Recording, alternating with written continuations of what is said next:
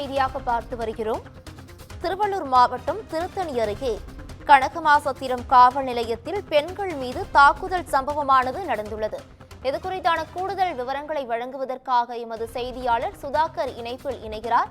சுதாகர், வணக்கம். இந்த தாக்குதல் சம்பவத்தின் காரணம் என்ன? இது குறித்தான முழு விவரங்களை பதிவு பண்ணலாம். வணக்கம் பவித்ரா. திருத்தணி அடுத்த கனகமாசத்திரம் பகுதியை சேர்ந்த தனம், மதுமிதா, செவ்வந்தி ஆகியோரின் வீட்டு அருகே சிவாஜி என்பவர் பேக்கரி நடத்தி வருகிறார்.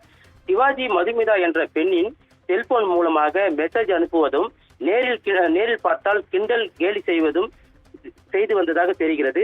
இது குறித்து கனகமாசத்திரம் காவல் நிலையத்தில் மதுமிதா புகார் அளித்துள்ளார். ஆனால் அவர் கொடுத்த புகார் மீது உரிய நடவடிக்கை எடுக்கவில்லை என கூறப்படுகிறது.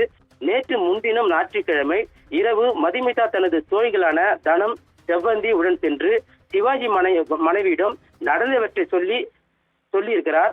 அப்போது அங்கு வந்த சிவாஜி தனது மனைவியிடம் தன்னை பற்றி தவறாக பேசுகிறீர்களா என கேட்டு 3 பெண்களையும் தரமறையாக தாக்கியதாக தெரிகிறது. இதில் சிவாஜி தாக்குதலுக்கு ஆளான கர்ப்பிணியான செவ்வந்தி காயமடைந்திருக்கிறார். இது குறித்து நள்ளிரவு 2 மணிக்கு கனகமாசத்திரம் காவல் நிலையத்தில் 3 பெண்களும் புகார் அளிக்க சென்றிருக்கிறார்கள். அப்போது சிவாஜி அந்த காவல் நிலையத்தில் அமர்ந்து கொண்டு ராமர் என்ற போலீஸ்காரர் மூலமாக அந்த 3 பெண்களையும் புகார் தராமல் வெளியே செல்லுமாறு கூறியதாக தெரிகிறது.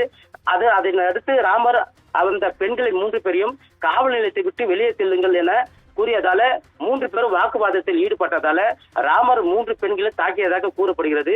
இதில் காயமடைந்த 3 பெண்களும் திருத்தணி அரசு மருத்துவமனையில் அனுமதிக்கப்பட்டு சிகிச்சை பெற்று வருகின்றனர். குறிப்பாக கர்ப்பிணியான செவ்வந்தியும் தாக்கப்பட்டு அவரும் திருத்தணி மருத்துவமனையில் சிகிச்சை பெற்று வருகிறார். இந்த பெண்கள் கொடுத்த புகார் மீது நடவடிக்கை எடுக்காமல் எதிர்த்தரப்பினரிடம் கைவிட்டு பெற்றுக் கொண்டு ராமர் என்ற போலீஸ்காரர் தங்களை தாக்கியதாக அவர் மீது உரிய நடவடிக்கை எடுக்க வேண்டும் என 3 பெண்கள் தற்போது கோரிக்கை வைத்திருக்கிறார்கள். பவித்ரா,